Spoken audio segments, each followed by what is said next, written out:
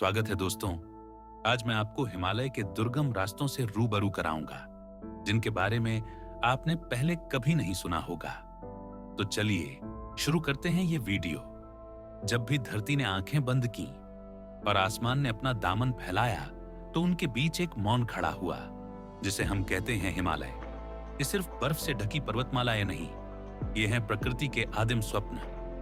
एक ऐसा सपना जिसे खुद धरती ने जिया है करोड़ों सालों से, हर सांस के साथ। करीब 22 करोड़ 50 लाख साल पहले धरती पर एक ही विशाल भूखंड था, पैंजिया। भारत तब एक अलग द्वीप था, एक मुसाफिर की तरह, अकेला भटका हुआ। लेकिन इस यात्रा का अंत एक अद्भुत मिलन में हुआ, जब भारत की टेक्टोनिक प्लेट एशिया से टकराई। ये टक्कर कोई विनाश नहीं थी, बल्कि सृजन की पीड़ा थी, हिमालय की गर्भावस्था। टेथिस महासागर का तल ऊपर उठा और उसमें से जन्मा वह देवता, जो अब भी हर सुबह सूर्य को सबसे पहले देखता है। यह पर्वत सिर्फ भूगोल नहीं, धर्म है, संस्कार है। जहां व्यास ने वेदों की गूंज लिखी, जहां शिव ने मौन साधा, जहां पांडवों ने मोक्ष की राह तलाशी। हर पत्थर यहां कथा कहता है, हर घाटी में तप की ध्वनि सुनाई देती है। यहां सिर्फ शरीर थकता है, मन तो जैसे किसी और लोक में चला जाता है। एक समय था जब धरती प्यास से तड़प रही थी। तब भागीरथ ने हिमालय की गोद में तप किया, और उसी तप से निकली गंगा।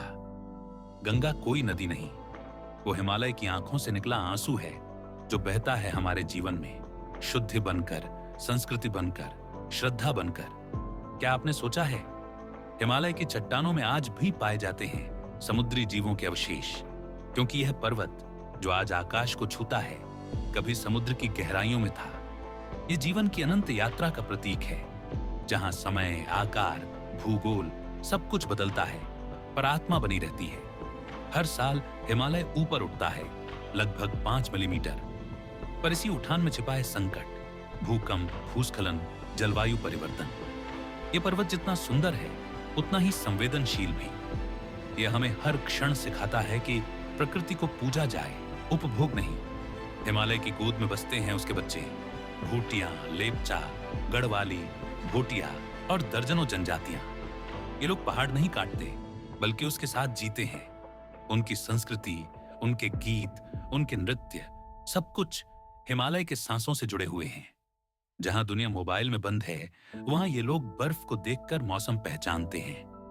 हर सुबह जब सूर्य की पहली किरण हिमालय की चोटी को चूमती है, तो लगता है जैसे भगवान ने धरती को फिर से स्वीकार कर लिया हो।